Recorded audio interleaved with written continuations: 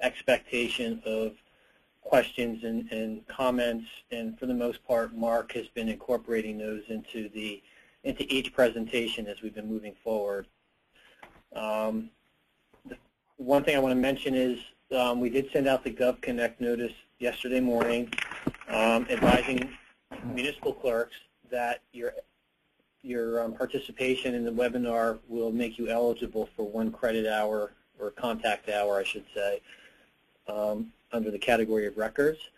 Since this is the first time I think the division's doing it this way with the webinar and giving credits, we had to try to find a way to assure ourselves that attendees were sitting in front of the computer, watching what was on the screen and paying attention, so to speak. So we borrowed something that I'm personally familiar with for getting some CLEs for being a lawyer, and that is the use of code words during the presentation. So using an automatic code word generator that's, believe it or not, readily available on the internet, much to my surprise. We've generated some code words for this presentation, and what I'll do is I won't give you any code words right now. We'll wait a few minutes until some more people might sign on, but like 10 minutes in, I'll give you the first one. Half hour later, I'll give you the second one, and when we're wrapping up, I'll give you the third one. You're going to write them down. Make sure you do that, and then when you fill out your paperwork for the credit, you're going to use the individual continuing education agreement form that's available on our website. There's a link to it in the GovConnect notice, so if you have that from yesterday morning, you can just go to the link. It's the same form that you would use if you were like in Pennsylvania or New York or something, attending a seminar that wasn't approved by us, but you think you're entitled to some credits for it because it's a worthwhile program. You would fill this form out for that. It's the same form. So with that, I'll just turn it over to Mark. I'll chime in every now and then if I think it's necessary, or if Mark thinks it's necessary. But we do ask that in the meantime, you know, give us a chance to answer some questions through the presentation, and then we'll be glad to read the questions and answer them so everybody can hear the answers. Good. Thank you, Chris.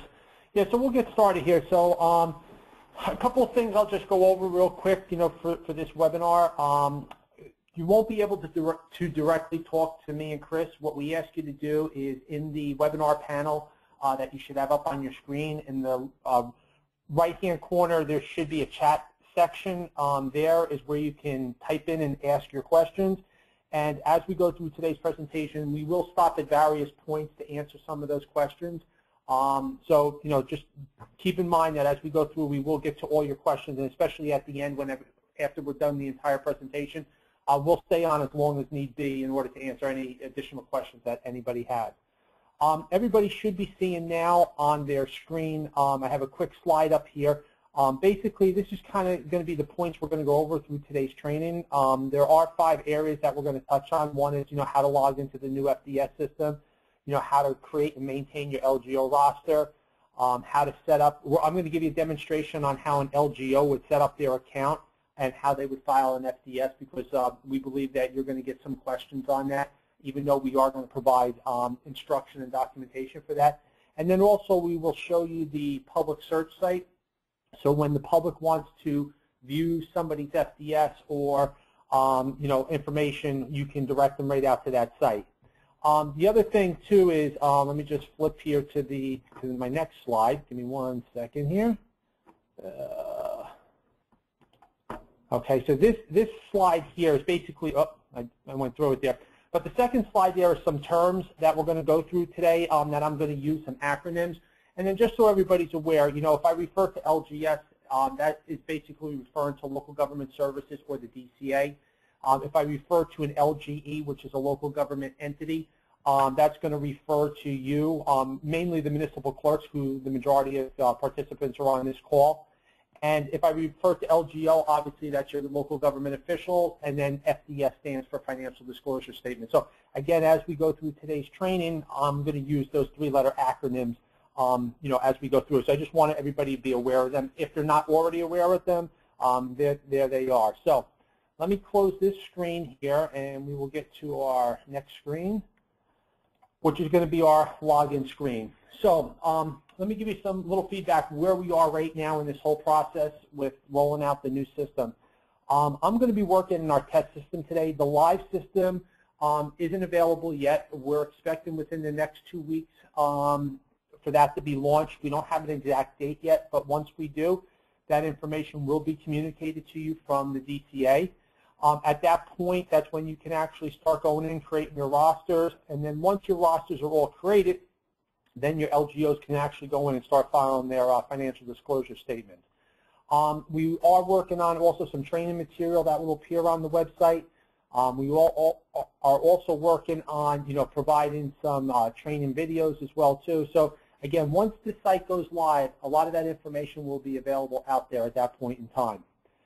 All the LGEs, or the municipal clerks, or people who are responsible for maintaining and creating the rosters, you will be receiving, within the next 2 weeks before we go live, you'll be receiving from the DCA a username and a password, a temporary password to log into the system.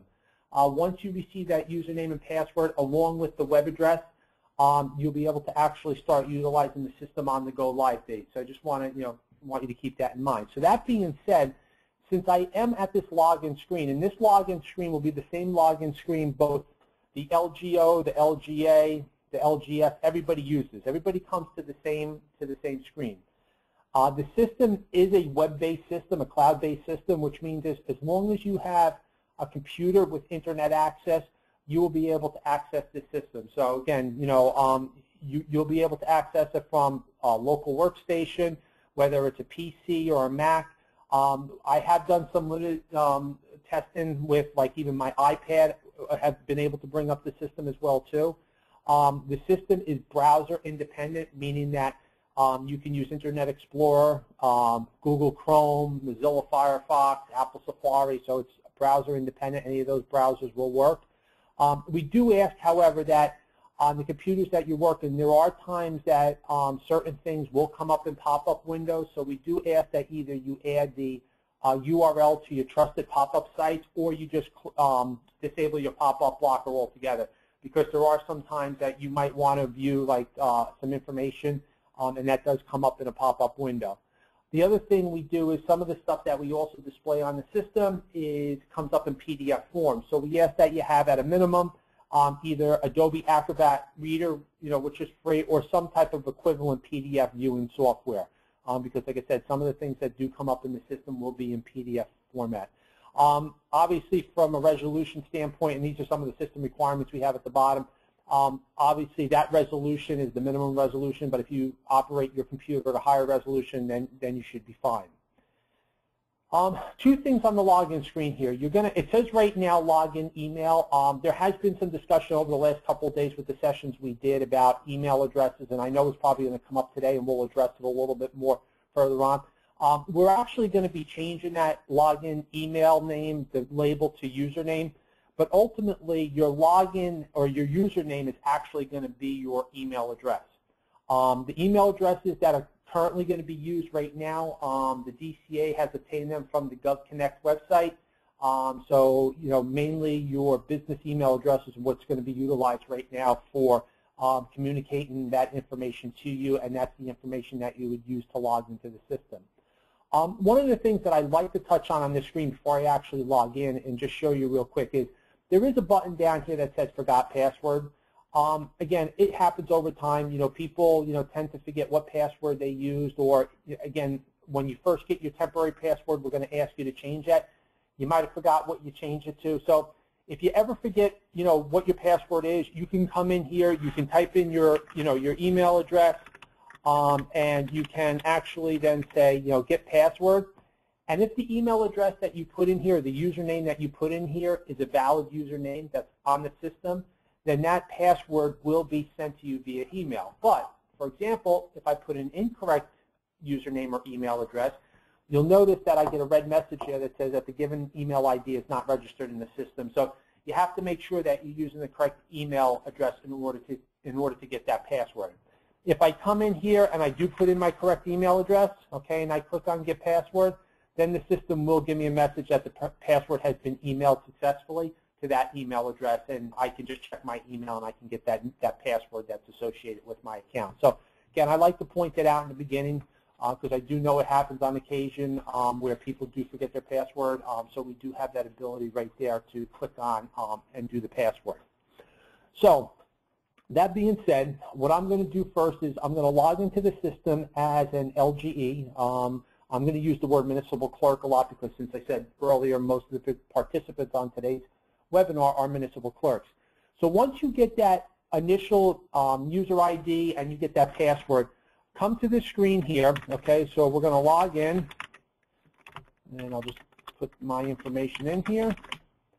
Username, password. I'll click on the login button, and this will take me to my home screen. So a couple things I just want to point out on this home screen right now.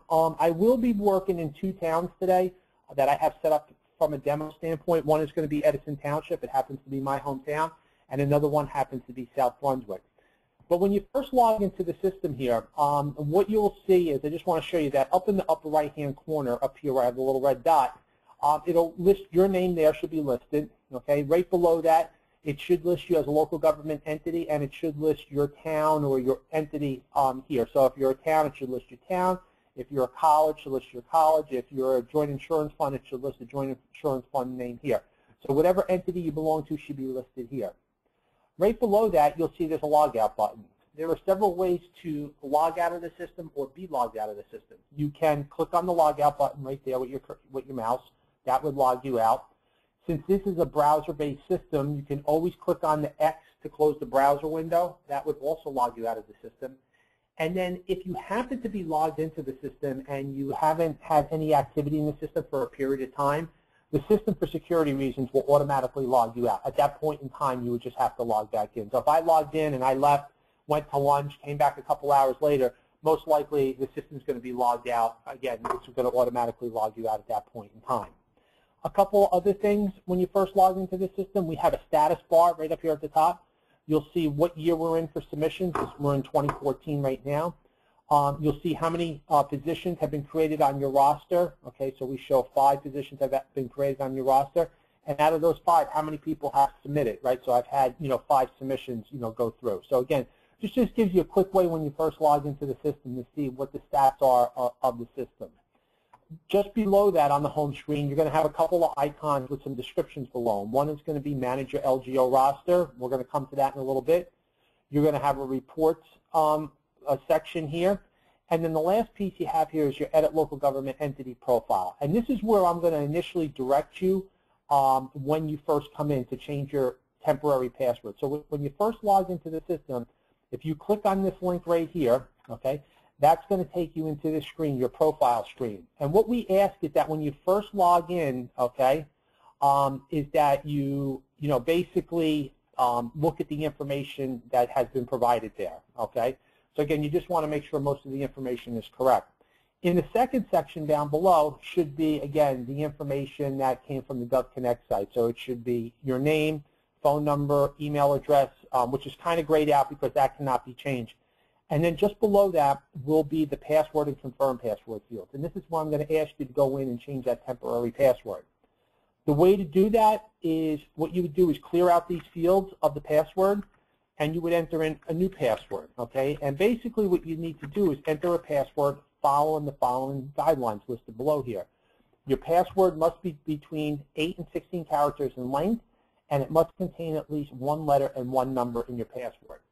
So if I just went in and put my password in there, and if that password was valid, what I'm going to do is I'm going to click on the Save button at the bottom of the screen, and look what happens. I get a warning message that tells me that my password must be between 8 and 16 characters in length and must contain at least 1 letter and 1 number, okay? So again, I put in a short password. I didn't comply with the guidelines. I'll come in here. I'll make sure I put in the correct password length and letter and number and all that. Now when I click on Save, now what I should get is I should get a message in green both at the top and the bottom of the screen that lets me know that that operation was successful. So one of the things that you'll see throughout the system today is, as we go through, as I do operations within the system, if those operations are successful, basically anytime I hit Save, those messages will appear in green. But, for example, if I do an operation or I don't complete information correctly and I try to go and save it, if that operation is unsuccessful, you'll usually get a message up here in red, and it'll tell you the reason why. In this case, it's telling me that the representative's phone number is invalid. That's because I dropped off the 0 there, right?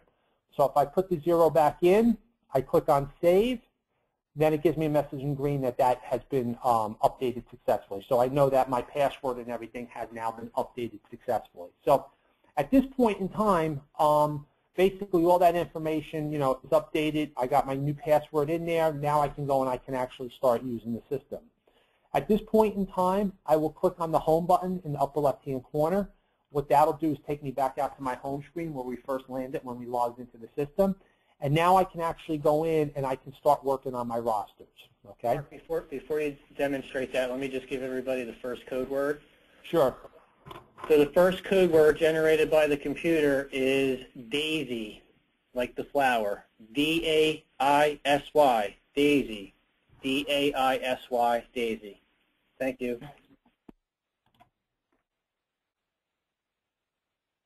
Okay, so let me just continue here real quick.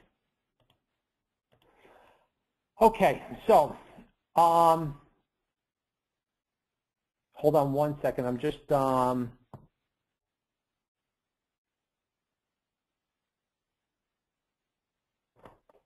somebody has a question. They're having a hard time seeing the screen here. Let me just respond.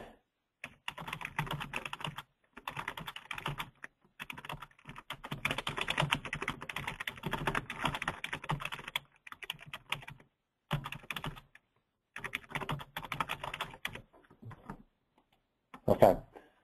Okay, let me just see if they can get back in. It looks like they're having some hard time seeing what we're seeing.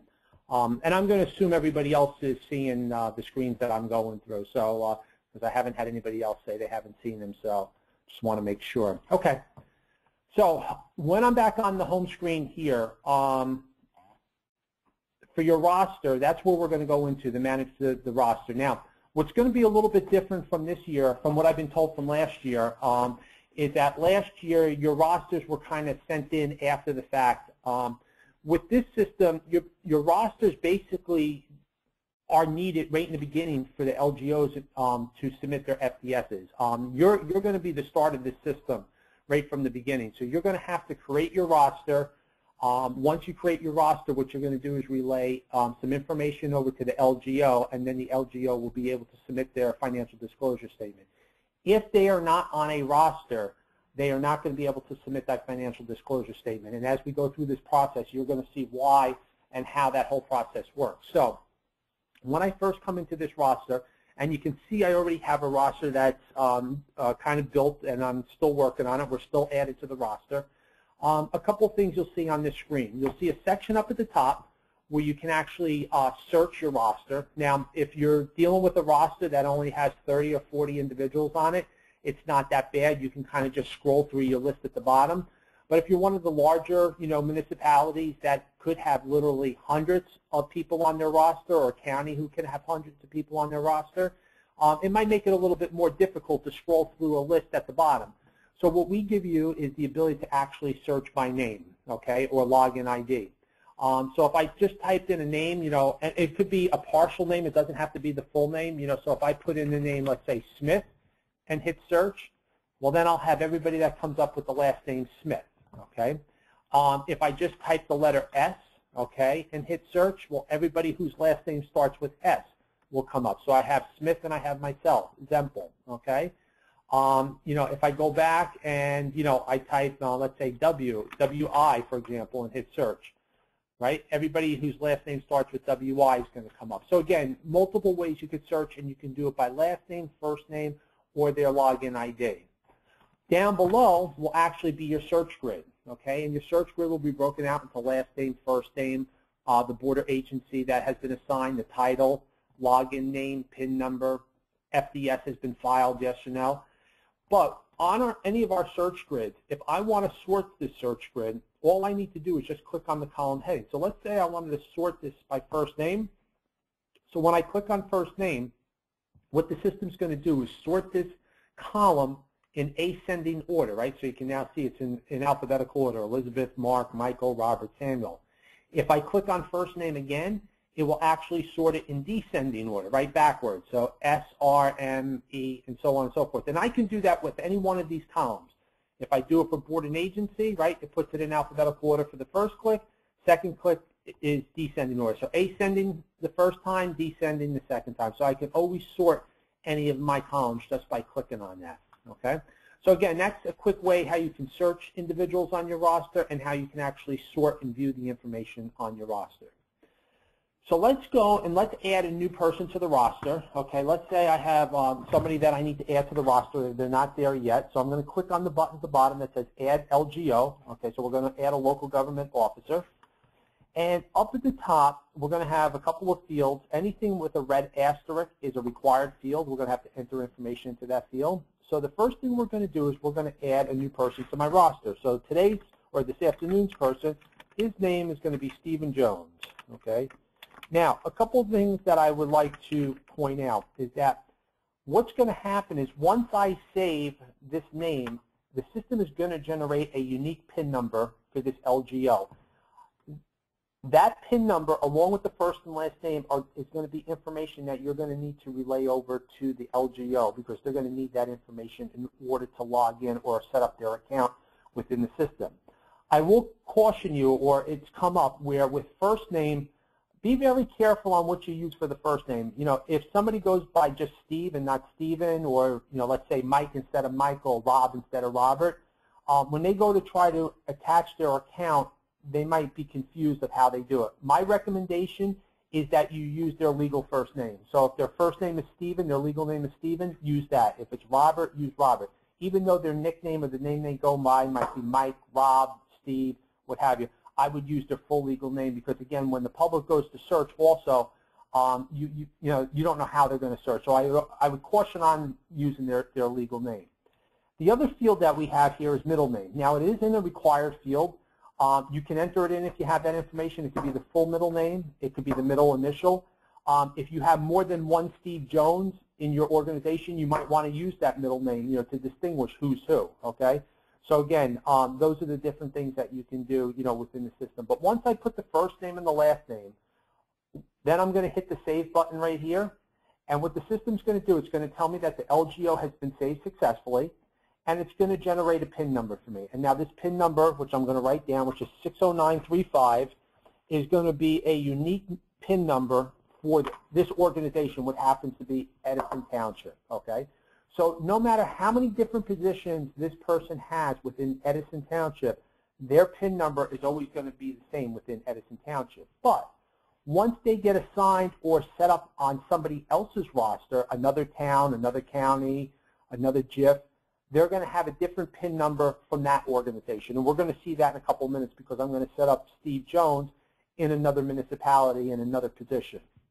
So once I get that PIN number, then I move into the next section, which is to add the LGO position. I'm going to add the position, you know, what Steve is within Edison Township, right? So the first thing we pick is a category. Is Steve an elected official? Is this an independent authority? Is he a part of the managerial executive member or confidential employee, or other? In this case, I'm going to say that he's a managerial executive member, right? He's on the he's the board of the agency. I'm going to say is planning and zoning, and I'm going to say that the position held is he's the director. Okay, so he's the director of planning and zoning in Edison. You also have the ability, and again, it's not required, but we do have an effective term date here that you can put in, a from and to date. If you enter information in here, it will appear on the FDS when he goes to file. If you leave it blank, that's fine. It's not a required field. Ultimately, it is really the LGO's responsibility to complete that information. But for right now, we did add it to the system. If you have that information, you can enter it. It will appear in certain places of the system, but that'll be totally up to you. It's not a required field. Once you enter these three fields, the three required fields here, you click on the Save button, and what you'll notice, I'm not going to hit Save just yet, but what you'll notice down below in the next section where it says List of Positions Held, there's nothing there right now, but as soon as I hit Save, what will happen is at the bottom now, Steve Jones will now be listed. That's his position listed down there.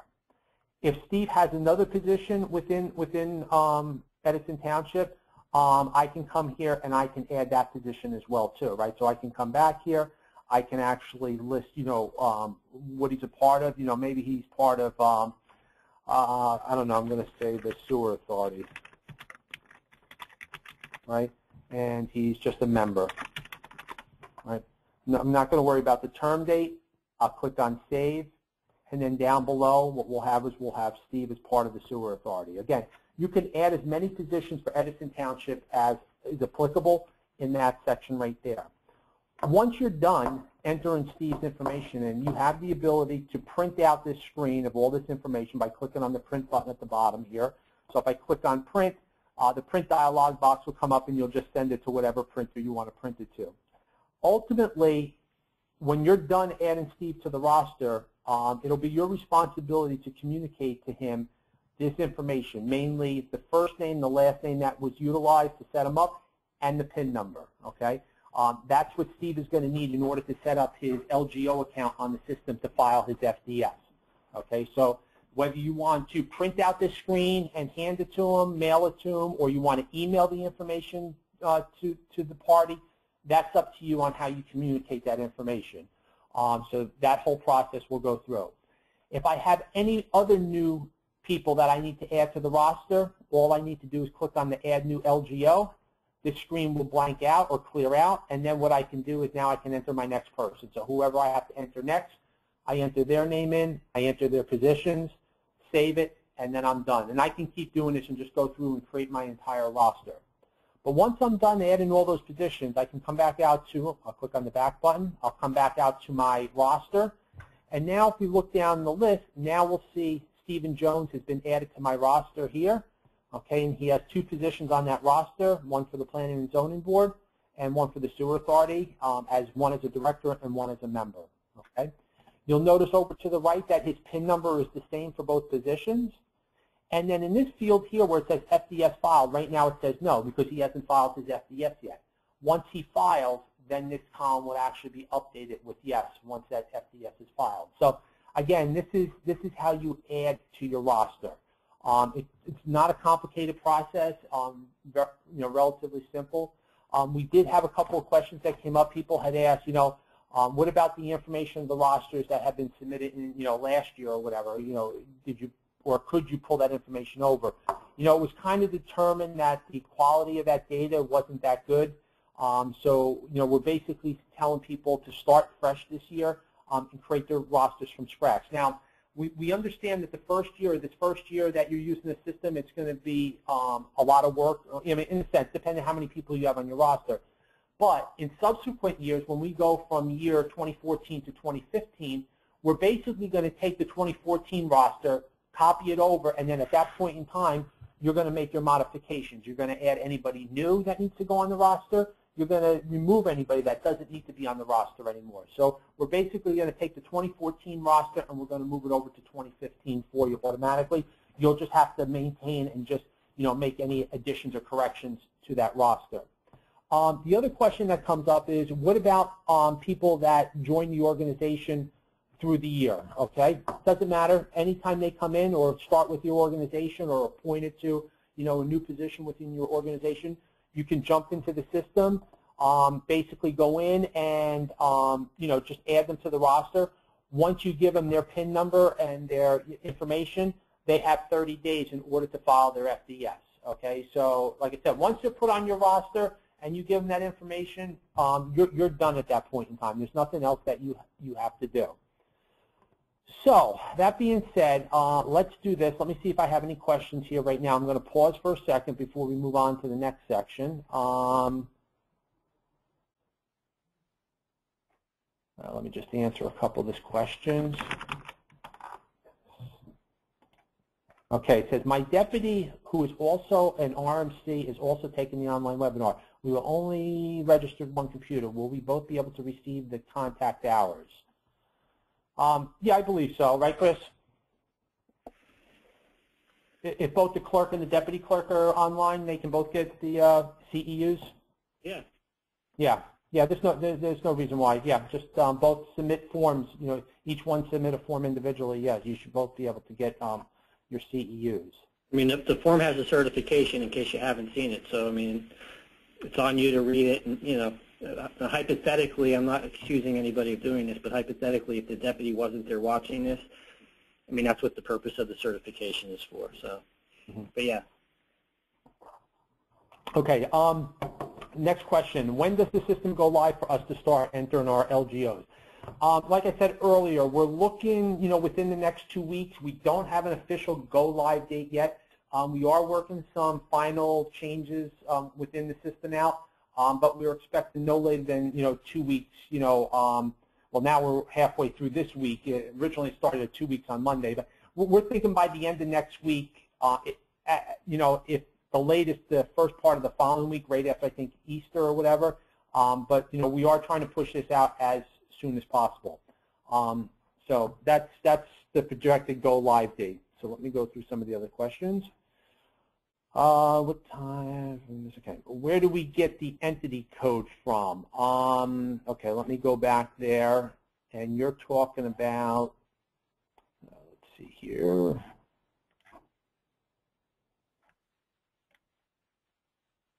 If you're talking about the entity code here, if you're talking about this entity code, don't worry about that. That's going to be something that the DCA, it's their coding, so you don't have to worry about that. Basically, this screen here is going to be set up for you. You're just going to kind of review kind of the entity name, address, website information, and the other information. Entity code will be something that's already pre-populated for you there. Just so you know, guys, that's basically the Muni code. That's the Muni code that every town has assigned to it in the counties, and we assigned equivalent types of codes to the other local government entities like joint insurance funds and regional authorities last year. Okay. Yep. Okay. A couple other questions here. Will there be printable information at the end of the course? What we're planning on doing is we're recording these sessions. We are going to put them up online. We don't know yet where they're going to be hosted yet, but we'll be working on putting them online. Once they're available online, you can go back and watch the webinars all over again. So we are also, too, we all are working on training materials as well, too, for the website. Once the site goes live, that information will be out on the live site. Along with for the LGOs, there's actually going to be a training video for the LGOs to go through in order to help them know what the process is in order to you know, create their account and submit their FDS. So we're still working on that. As I said, there's some stuff in the system that's still being developed, and you know, hopefully by the time we go live, all that information will be out there as well too. Next question. It says, we'll be notified by email when the site is available. Yes, an email will be sent out to everybody with their username, passwords, and all that, and you'll be notified of the date, the go live date, as part of that email process. Okay, what about deleting, removing someone who has resigned? Okay, good question. So on your roster, remember, what we're doing here is the roster that you're maintaining is for individuals that are currently part of your organization as of 2014. If somebody resigns, let's say somewhere through the year, okay, they were still required as of the deadline to file an FDS. So from removing them, you wouldn't necessarily remove them. The other thing is you can't actually remove a member. Let me just go into one of these here. You're not going to be able to remove a member. Sorry, let me go back because I just want to show you Steve Jones, who I just set up. You will notice that on this screen here, Steve Jones I just set up, there is a delete button. I can delete Steve Jones as long as an FDS has not been filed, okay? So that's the way that I would actually totally remove him from the roster. But when we go from year to year, if we go into next year, 2014, at that point in time, what we would do is just disable Steve Jones. So if he doesn't have to file next year, we're actually just going to disable his account. It's basically effectively removing him from that roster at that point in time. But if I go back and I look at somebody that has filed an FDS, right, and I go into the edit mode, okay, you'll notice that that delete button is no longer there. So once an FDS is filed, you cannot delete them from the system. You can just disable them. Okay. Let's see here. Let's go deleting, removing. Let's go down. Okay. Does the clerk add the login name and email address or the LGO? Okay. No, the clerk will not add the LGO's email address. That's actually going to be done when the LGO sets up. Basically, what we do is we just display what the LGO used as the username. So in case, for whatever reason, you might want to communicate with that person. But no, you do not have to enter their email address in. That will be on the LGO when they set up their account, what email address they utilize. Next question, for a college, I know the board members are to be included, but what members of the college staff get included on the roster? I will initially tell you there are publications out there. There are some out at the DCA of who has to file financial disclosure statements. I'll let Chris maybe just touch on that a little bit real quick since he's more familiar with that and kind of can allude to that question. The first thing I can say about it is that yes, we do have some materials on our website.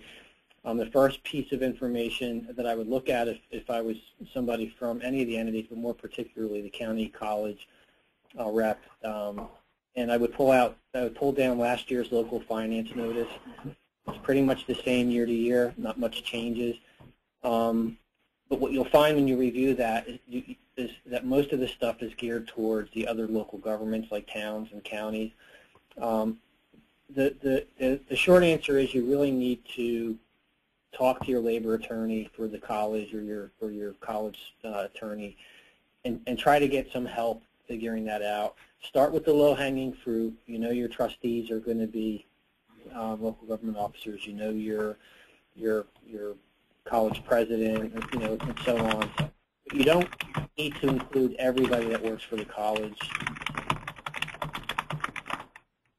We strongly discourage taking the broom and sweeping everybody into this because, quite frankly, people who are not local government officers should not have to file this. The law was not intended to make, the simple clerk typist in an office have to file one of these. And when you add that person to the roster, what happens is that kicks into gear the requirement that that person file one, so that if he or she doesn't file one and they're on the roster and there's an ethics complaint, then the whole procedure gets kicked into place to try and sort that out. So you have to kind of do your best on that. But one thing I want to say is don't lose sleep over it. Just try to get the assistance of your college attorney. And this is true for all local government entities. As the people responsible for doing the roster, you're kind of dependent on others for the help. And if you're not getting it, just document it somewhere that you asked for it. We'd rather you do that approach than just putting everybody on the roster. We'd rather people who are questionable not be on the roster, truly questionable not be on the roster, than sweeping everybody onto the roster. Okay, thanks, Chris. A couple other questions here, and then we'll continue on. As the municipal clerk responsible for managing the FDS, if I assign a staff member to assist, will they use my user ID and password to log in? The answer is yes. For this year, the municipal clerks, you're only going to be able to utilize one username and password to log into the system. We don't have a provision right now to allow multiple users to be assigned to manage the rosters. So yes, you will have to give your username and your password to that person that you want to manage your roster. You can change the password at any time. Again, it's a separate system from your normal, obviously email system, so it doesn't matter if you change your password here. But again, you can give an assistant or somebody else within your organization that's responsible for this that username and password to utilize. And I think a second part to that is, or do they create their, no, they don't create their own. And can they see all our town's LGOs then? Again, with that username and password, yes, you will be able, as you create your roster, okay, you will be able to, obviously that's all your LGOs. What you'll be able to do is you'll be able to, see basically what the status is, their FDS filed status at any point in time. So that will be listed here. So So I hope I answered that question. I think that's the questions that we have for right now. So let's move on. So that, working with Edison Township, that's what I have done with filling out my roster. Now what I'm going to do is, just to give you an idea, because I'm going to show you what happens when an LGO is part of more than one organization and might have multiple PINs. What I'm going to do now is I'm going to actually log into South Brunswick, and I'm going to add this person on their roster as well too. So let me log in, and we'll kind of go through the same process again, just so you can kind of see what the process is. So here I'm in South Brunswick, okay? I'm going to go to Manage LGO Roster. I'm going to click on Add an LGO, and I'm going to type Stephen Jones, okay? And once I hit Save, now I'm going to get a PIN number for South Brunswick, which is different than the PIN number that I had before. I'll write that down because I'm going to need that a little bit later on. And then I'm going to say that the position in South Brunswick is, he happens to be an elective position. And I'm going to say he's a council person. Again, I'm not going to put a term in. I'm just going to save this position. Okay, so now Stephen's been added as a council person here in South Brunswick. Again, I can print this out and give it to Stephen, or I can communicate this information to him. But now he's part of two entities. He's part of two different organizations. He now has actually two PIN numbers, one from Edison and one from South Brunswick.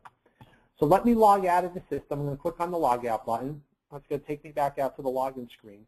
And this is at the point where now your LGOs kind of do their part, right? You're done. As a municipal clerk or a person who manages the roster, you're pretty much done. You've created your roster. You've sent out all your information to your LGOs.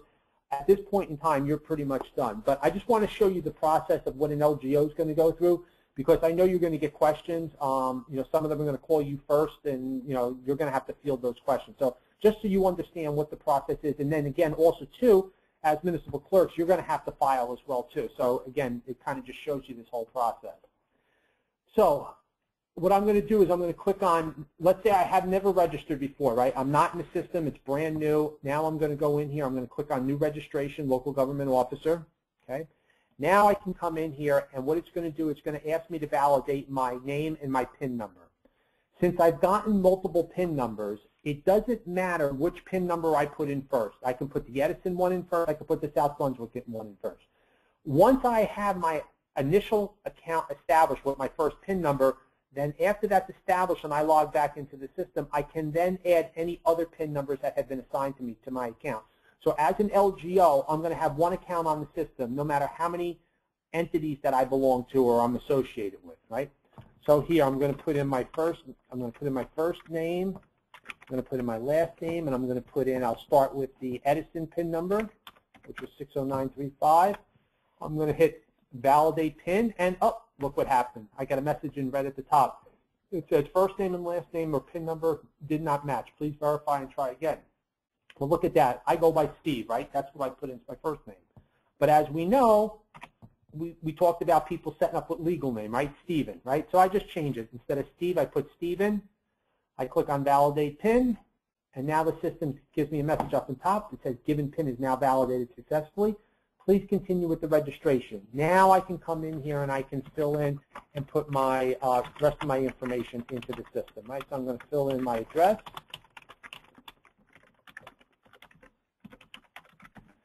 Now down here, Stephen's going to create a username, which is going to be, you know, his email address, right? So I'm going to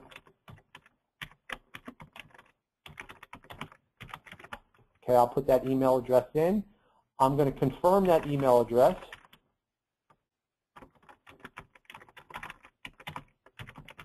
Okay, and then I'm going to select the password.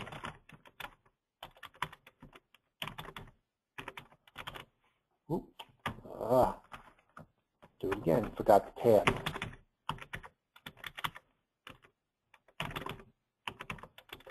All right, so now I put my information in.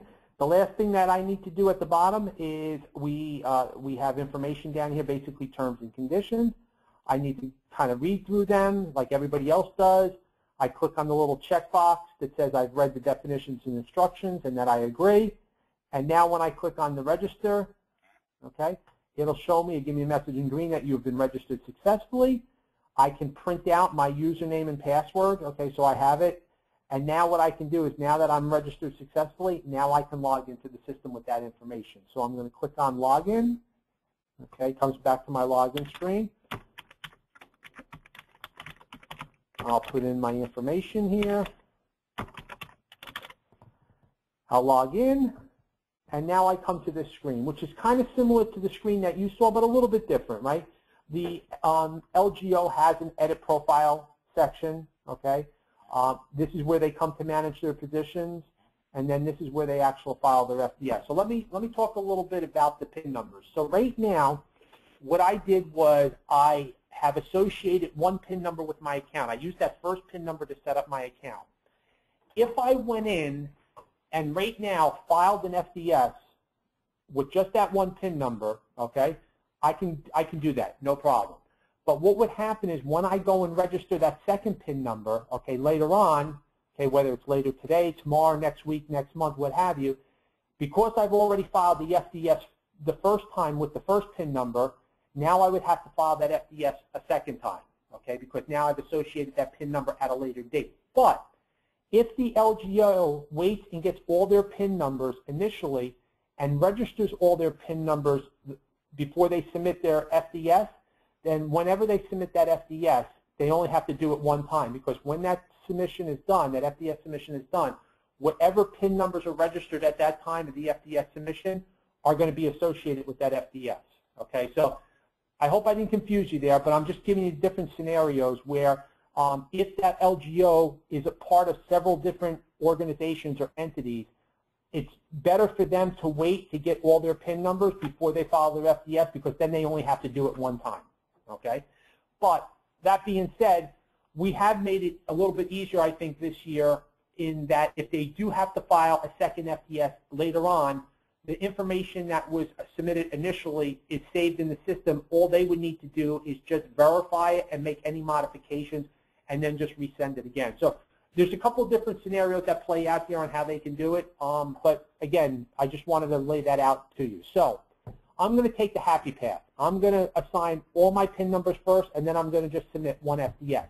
So I've already done my first PIN number. That's how my account was established.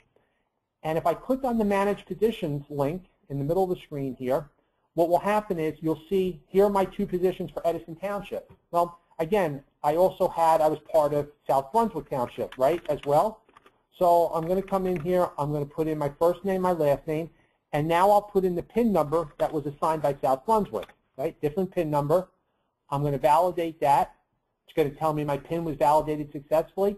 Now you'll notice down below where a list of positions held, we see Edison Township, the two positions, and now we see the South Brunswick there listed as well too. Okay, so again, we have those multiple positions now associated with my account. So now when I go out to the home screen, and now I go to file my FDS, it's going to file. You'll see in a second here on the first screen. You'll see down below here all three of those positions that have been associated with my account are now listed here. So this FDS is going to be filed for all three of those positions. Okay. So let's do this. I'm going to actually remove, Chris, we're going to do our little test here, right? I'm going to remove my address information. Well, yeah, and I also want to give everybody the second code word. Sure. Where you start doing the FDS. The second code word, everybody, is BOA, as in the snake, B-O-A. BOA, B-O-A.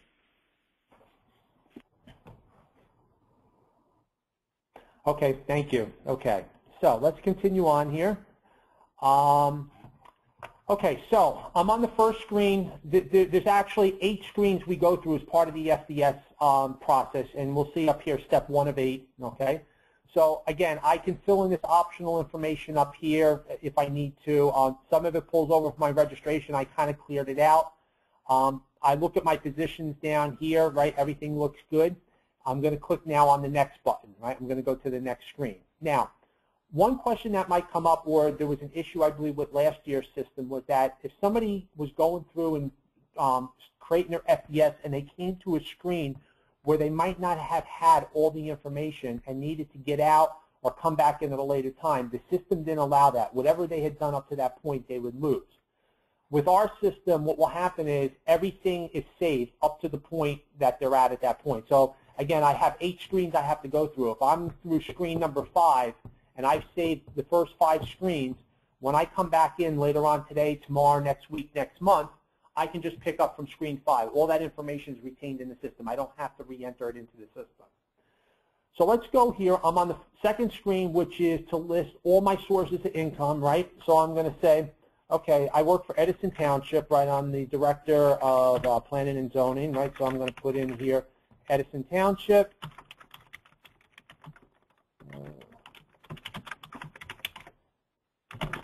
Okay, I'm going to say this is, and we default it to self, right? Because that's our default there. I'm going to click on the Save button here, and what's going to happen is now this source of income is now going to be listed down below here. So you see Edison Township, and that's my source of income. If I have any other source of income, you know, whatever it is, I can list it. I'm going to list, you know, my wife's income, right? I'm going to say,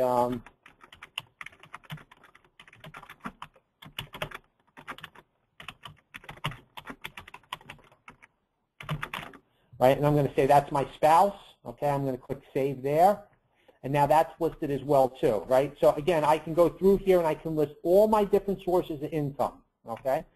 Now at this point in time, I'm going to click on Next. Okay. It's going to come. It's going to ask me to list any fees, any sources of fees or honorariums that I've, you know, I've obtained that's greater $250. Well, you know what? Nobody pays me to do this, right? So I'm going to say I don't have any. I'm going to click on Next. Oh, but guess what happens? I get an error message, or I get a warning message. It tells me to proceed. At least one entry needs to be added, or I need to select none. Okay.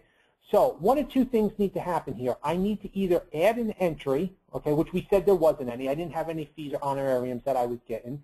Or now I need to select this none box. So if there's nothing that applies or is not applicable, I just click on the none box. Now I can hit Next and go on to the next screen. So now I'm on screen 4. This one's going to ask me to list any sources of gifts, reimbursement, or prepaid expenses. Again, I don't have any of them, right? So I can just click on none. Okay, go to Next. And this one is asking me to enter any interest that I held, right? So again, this is normal. The normal information that was on the normal FDS form, we just put it into a screen format in each section that was on the FDS form. We just added it as a separate screen that people can go in and they can enter, you know, they can enter that that information. So let's just say, you know, I have, for example, right?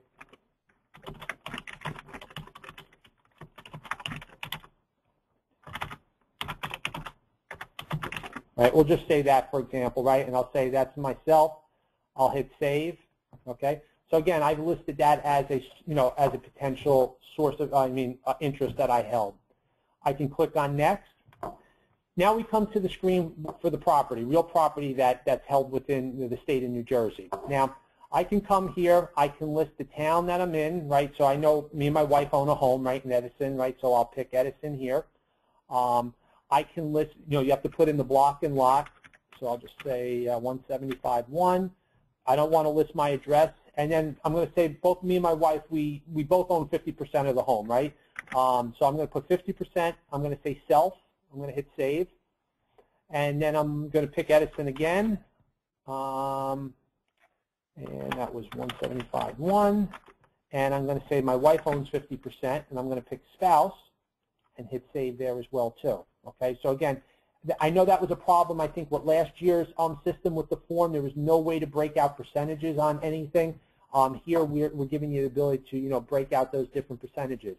You know, and I can keep adding all that property, you know, that I need to right here in this screen. Once I'm done entering all that, let's say, you know what, I need to run out to get milk and bread, right? I can't finish this right now. That's fine.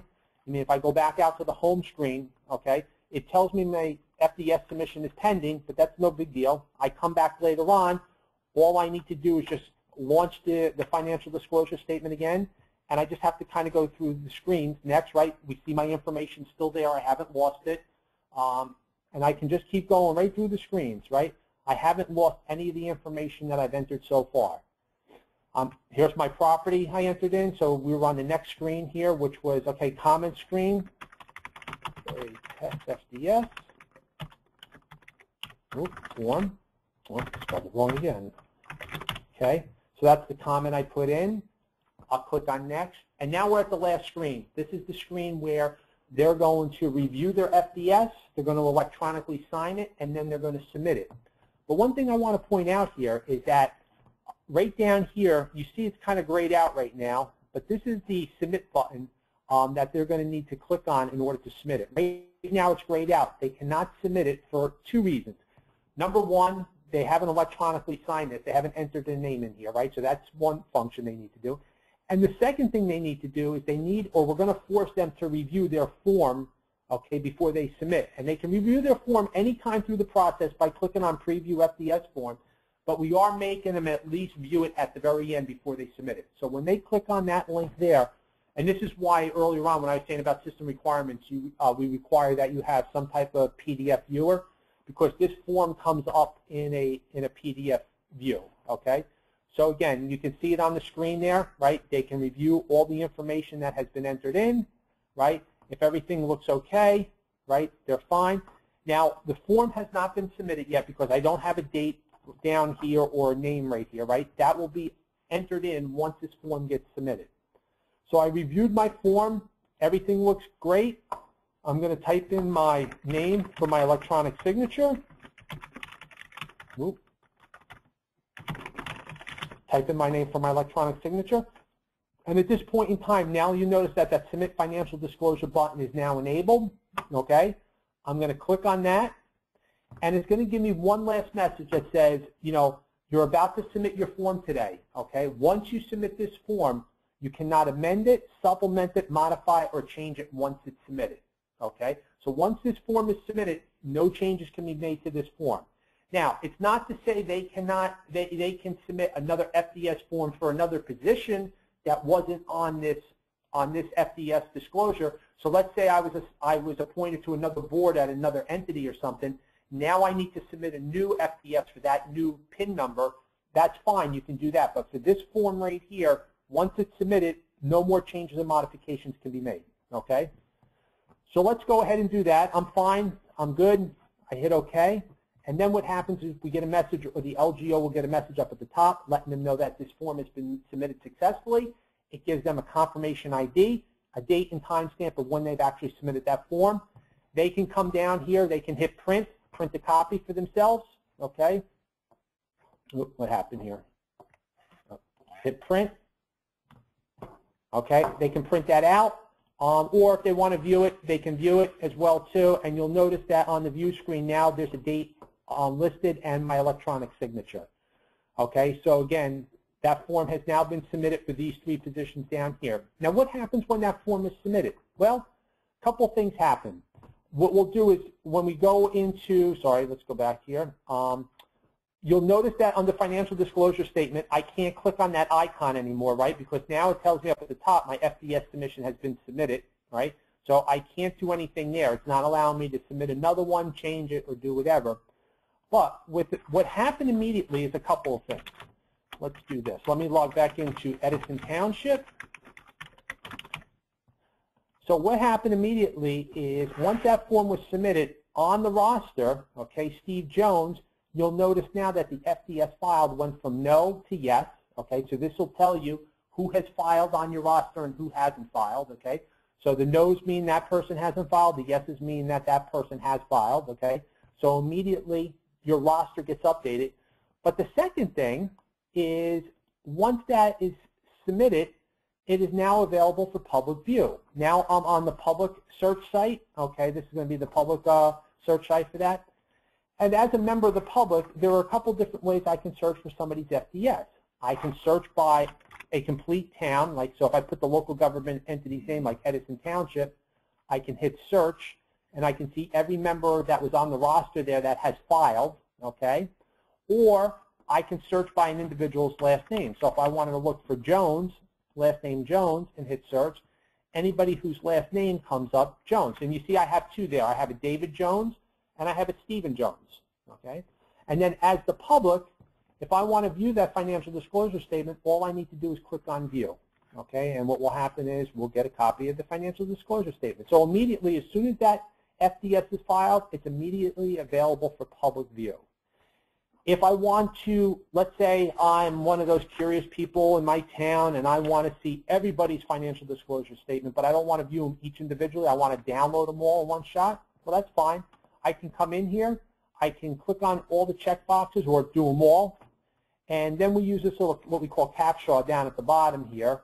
And if I enter in the phrase, L-E-N-C-H-A-R-E, and hit download, the system will generate a PDF of all those financial disclosure statements in one shot, and then I can just take that file, save it on my computer, and then review them at any point in time. So two different ways somebody can view them. They can just click on an individual view, or they can download the whole batch in one shot within the organization.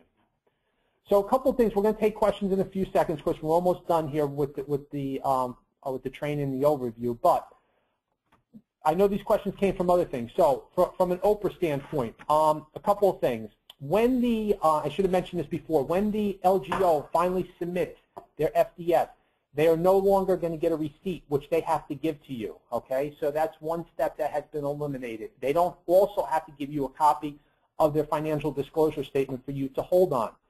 If you get an OPRA request or some type of request to look at somebody's FDS, we will tell you to point them out to the public search site. There'll be it's more than easy for them to actually go out there and search for all those FDSs, whether it's by town or whether it's by individual person. There's no need for you to have to answer that physical, OPRA request. So those are some of the questions that have come up from, the different training sessions earlier on. So overall, that's our training session today. Look at that, about an hour. I did pretty good. But I know we got a bunch of questions here, so I'm going to try to go through all these questions. And again, the third code word in case anybody wants to drop the call at this point. Sure. The third code word, everybody, is termite. T-E-R-M-I-T-E. Termite. T-E-R-M-I-T-E. And a reminder, I did not choose these myself. They were randomly generated.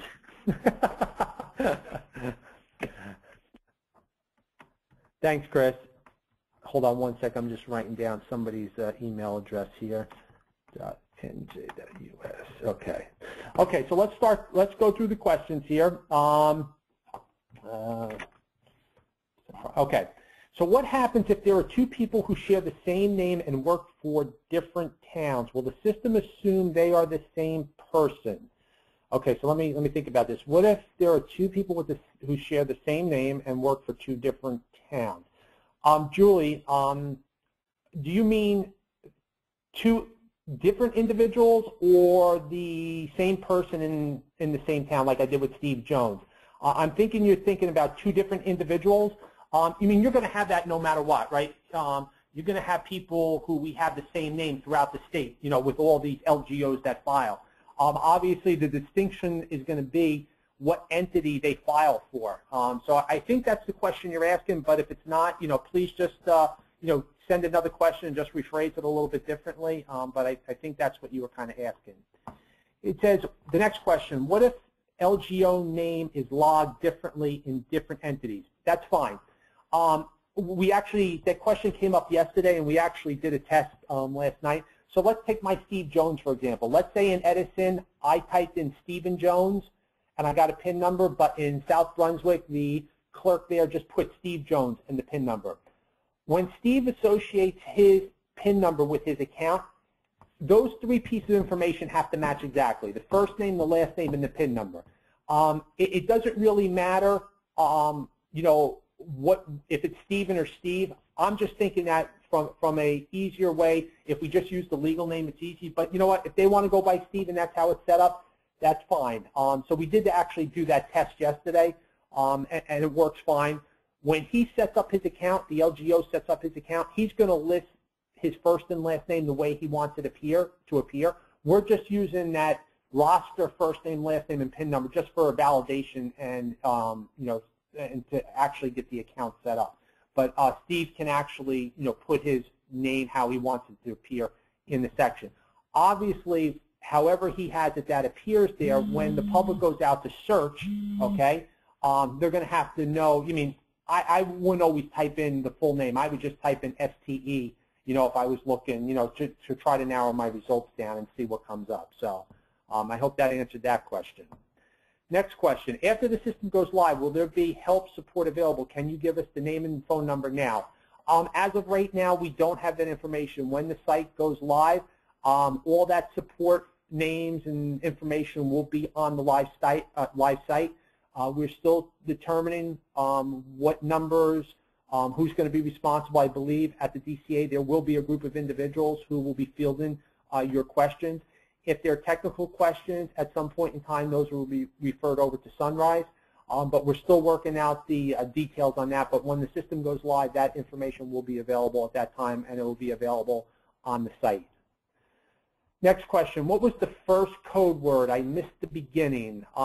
Chris, I'll send that over to you. I'll come back to that question in a little bit. So, assign to Chris. Okay. Should each page be saved before moving to the next? Whether you click on the next button or the save button at the bottom, it actually does the same thing. If I click on just the save button, it will save the screen I'm on and keep me on that screen. If I click on the next button, it will actually save and go to the next screen. So yes, you should, if you put information in, you should do either one or the other, either click save or click on the next button. I do believe that if you add information to a screen and you try to navigate away from that screen, it will give you a warning message that information has changed on that screen. Would you like it to save it before you navigate away from that screen? I'll have to test that, but I believe that occurs. We do that in a lot of our other systems as well too, so I'll take a look at that. Next question. Are you using a slash when typing city, state? Is this correct, or do we need to use a comma? For that information, I don't think it really matters if you use a slash or a comma. Like if we go back to my FDS here real quick and we view it, let's see here. Nope, wrong one. Let's see here. Give me 1 second. That's the wrong FDS I wanted to see. I do want to see Steve Jones because I think I put a slash in one of the sections, and I think I put a something else in one of the other ones maybe. No, I did a slash. It really doesn't matter. It's how you kind of list it on there. It's basically just the way you type it is how it's going to appear on the form. So if you put a slash in there, that's fine. If you put a comma, that's fine. It's one data string, and it's however you type it in, that's how it's going to appear on the form. Okay. Okay, let's go back to the questions here. Where did my question bar go to? Bear with me here. Oh, here we go. Okay, questions. Okay, if both the filer and the spouse have the same source of income, like Social Security, do you have to list it twice, or can you use the self and spouse on the same line? I believe, Chris, I'm going to ask you to respond, but I think you have to list it twice, correct? Yes. Because okay. Like if it's a Social Security check, the spouse is entitled to Social Security. It's a separate check, I would assume. Yeah. So if both individuals are getting their own income, let's say, then both have to be listed, even though it's from the same, from the same source. It's the same thing if a husband and wife work for the same town, right? I mean, there's two different sources, even though they work for the same town. There's two sources of income. So, right. Exactly. Okay, next question. The name did not match you signed as Mark and the form was Steve. Oh, okay, that's my fault. Yeah, you're absolutely right. I'm doing it as Steve Jones, right? And I signed my actual name. But yeah, you're right. I should have signed it as Steve Jones. I'm going to assume that the person who's typing that in puts their real name. But yeah, I mean, unfortunately, we don't have any validation on that right now. We are forcing them to, physically sign or type in the name that they want to use to physically sign it. But yes, good catch. Good catch. It's just I was, I do so many online stuff myself personally. That's, how I sign. I'm just so used to that. So, but good catch. Okay, if mid-year I get appointed to another board after I've already filed my initial FDS, I would need to file another form, even though I have one on file already. That is correct.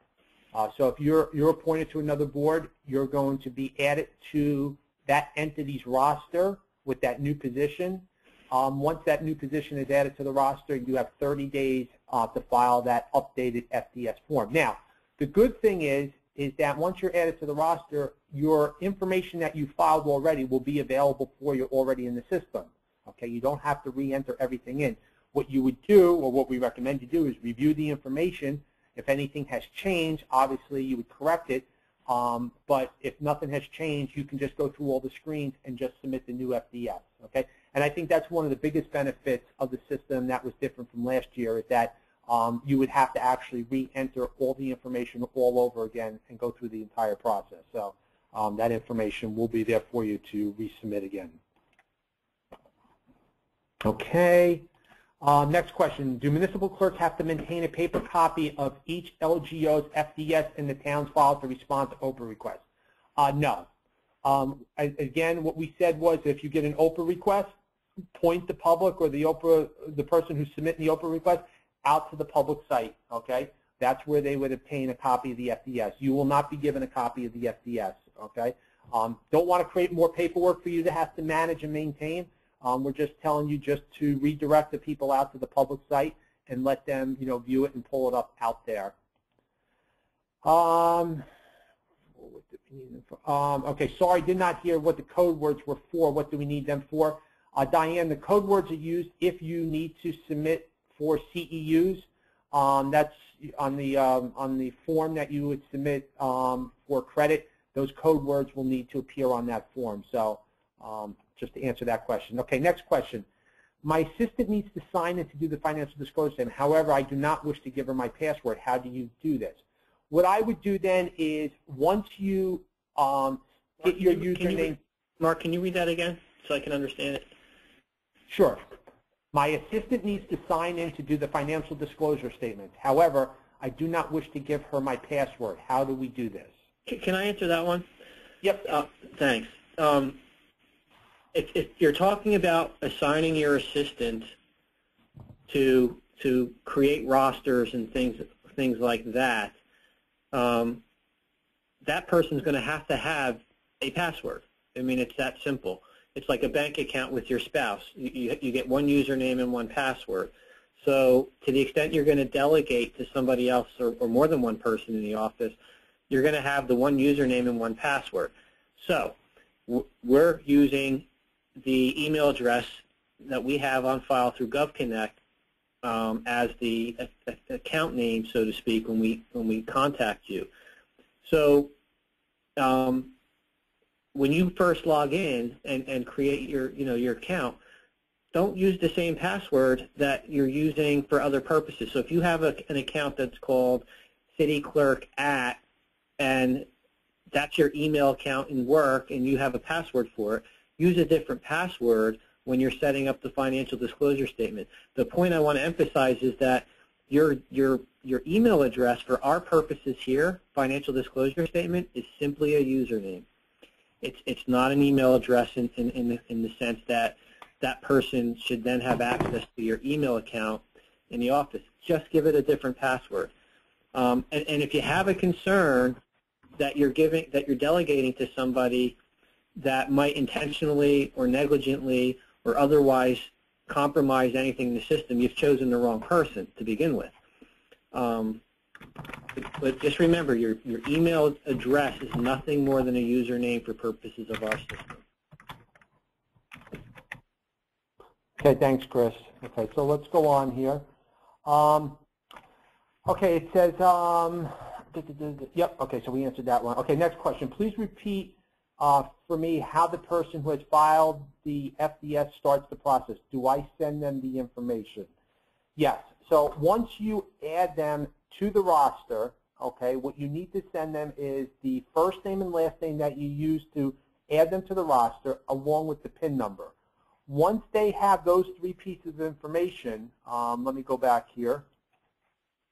Once they have those three pieces of information, then what they would do is they would come to the site, okay, and they would click on New Registration, Local Government Officer. So they would click on here. They would enter that first name, that last name, that PIN number. They would validate that information, and then from there, then what they could do is fill out the rest of the information and create their online account. Okay? So again, that's how they would do that. But they definitely need that first name, last name, and roster information, the PIN number in order to create that account. So those 3 pieces of information you will have to send to them. Whether you email it to them, you print out the form once you create them on the roster, that's up to you, but those 3 pieces of information they will require. Next question says, can both my assistant and I log in at the same time utilizing my username and password? The answer is yes. You can both log in, you can both utilize the system, you can add to the roster all at the same time. So yes, that won't be an issue. You should be able to do that without any problems. Okay, look at that. We're to the end of the questions. That was pretty good. See, I say that all the time, then I get a question back. That's fine.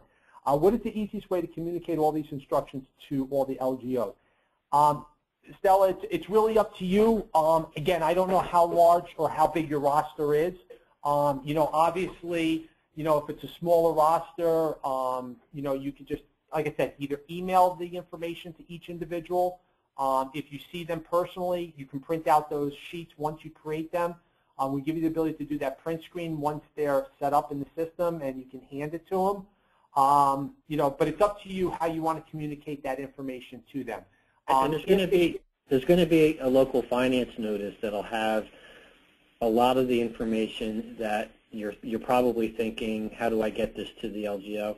You could just give them the local finance notice, or if you're going to email everybody, you can just put the link into the email so they can link directly to it. But a lot of the questions that they might have are going to be answered in the local finance notice. Yep. So, okay, good.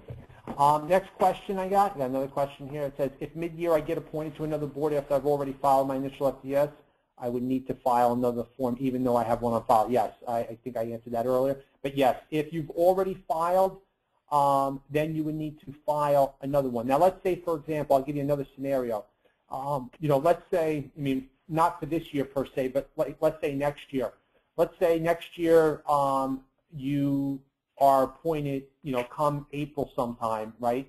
And you still haven't filed your initial FDS for the previous year. Once you file, any positions or boards or anything, any rosters you're on at that time that you've associated your PIN number with are all going to be filed together. So, whether it's one position or it's multiple positions, whatever is associated with your account at that time will be filed all together. But if once you file, there's another board or something else, a change happens after the fact, you are going to have to file again, and you have 30 days to do that. Okay, when should we expect to receive that local finance notice? Chris, any idea? When we're ready to go live for you guys for purposes of doing the rosters, that'll be part of the notification that goes to you. So you'll get pretty much for purposes of that turn on switch, we want to kind of have everything for you at the same time so that we're not piecemeal. We're not revealing information and links and notices piecemeal. We want to give it to you all at the same time. So that'll be when we're ready to turn it on for purposes of completing the roster. And that was what Mark was saying earlier, anywhere from like 7 to 10 days, maybe maybe the end of next week or the beginning of the following week at the latest. Yeah. Okay. Next question. It says, will the PIN numbers be the same year to year? Really, the only time you're going to need the PIN number is when a new position is added. So let's say, for example, we'll use my Steve Jones example, and for Edison Township. Now, I've already had those 2 positions, the Director of Planning and Zoning and the member of the Sewage Authority, already associated with my account. But if Edison Township adds me to another, let's say, committee or something where I have to file, the PIN number will stay the same, okay, and that position will now be listed in my account, okay? But if I'm given a new position somewhere else in a different entity, obviously I'll have a different PIN number from that different entity. But within that one organization, my PIN number will stay the same. The only time I really need that PIN number is when I'm registering. But once I'm registered for that organization, I pretty much don't need that PIN number again. But, I hope that answers that question. it says, next question. Earlier you mentioned you can only disable a person, not delete. How do you disable a validated person? Okay. Basically, when I'm in the system, let's go back here. Let me log in here. When you're in the system,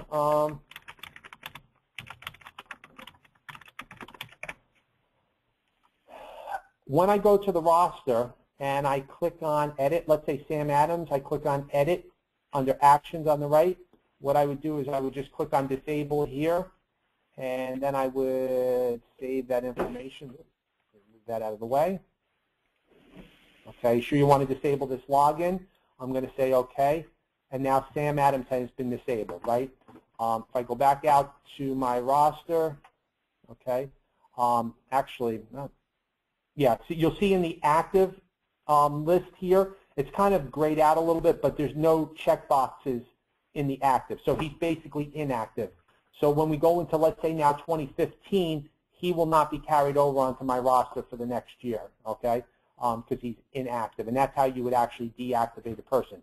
You can't physically delete him because if you notice, an FDS has been filed for him for Edison Township. So you can't physically delete him off your roster. The only way somebody can be deleted off the roster if an FDS has not been filed, okay? But once an FDS is filed for that person, the only way to basically make him inactive is to disable his account. Okay, next question. What is the deadline for the FDS submission this year? Wow, it took this long to finally have that question. Right now it stands as May 15th, but I will tell you that most likely will probably be changed a little bit, but right now the official date is May 15th. But you know, watch your emails because the chances are it's all dependent on when the system goes live, and then obviously that date will probably be adjusted after that once the system goes live. Is the filing deadline still 4:30? I just answered that question. Nope. Next question was the same. Okay, who can obtain CEUs for this session? Is it only the clerks? Anybody that has an RMC. So Okay. whether it's a deputy clerk or it could just be, I mean, it doesn't even have to be somebody that's employed. As long as they hold the certificate and they have an obligation to do continuing education to maintain the certificate. Okay, good. Okay, so it's RMC credits. Yep. And I think you said it falls under records management, right, Chris? That's what it's going to fall under? Yeah. Yeah, okay. So it's one CEU for records management. Okay, so let's see here. I think we've gone through all our questions that I have so far. If I'll stay on for a couple more minutes in case anybody has any last-minute questions. So it says, here's a question that came up. Can many people use this at one time? Now, when you say, Carolyn, when you say many, and maybe you can respond to back, are you talking about many within the same entity, township, or whatever, or are you talking about just overall throughout the state utilizing the system? So if it's, you know, throughout the state, well, it doesn't matter. Both state and inside, yes. You know, multiple people could be on the system at the same time. So if you have a couple of people who are going to be working on your rosters, if you break them up into sections or whatever, yes. As long as they have that username and password, they can be, you know, working on the rosters and creating the rosters all at the same time. If there are people outside, whether they're searching the public site or LGOs registering and so on and so forth, yes, you mean multiple people can be on the site at the same time.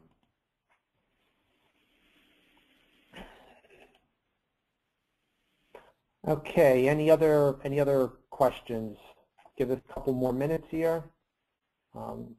If not, you know, if people want to leave, that's fine. I'll just say thank you for attending today's session. You know, we're excited, you know, for this system. I think a lot of other people out there, I think it's going to be easier overall. I mean, there will be that learning curve like it is with any new system, but once people, you know, get accustomed to the system and the whole process, it should be a lot easier than, you know, the previous system, and just make things a lot easier overall. Hopefully for both, you know, the people who are managing the rosters, even to the LGOs being able to submit and file. You know, we've tried to make this as, you know, easy as possible for everybody overall. So again, thank you. Again, if anybody has any additional questions, I will stay on a few more minutes before we end this, and we'll go from there. Thanks a lot.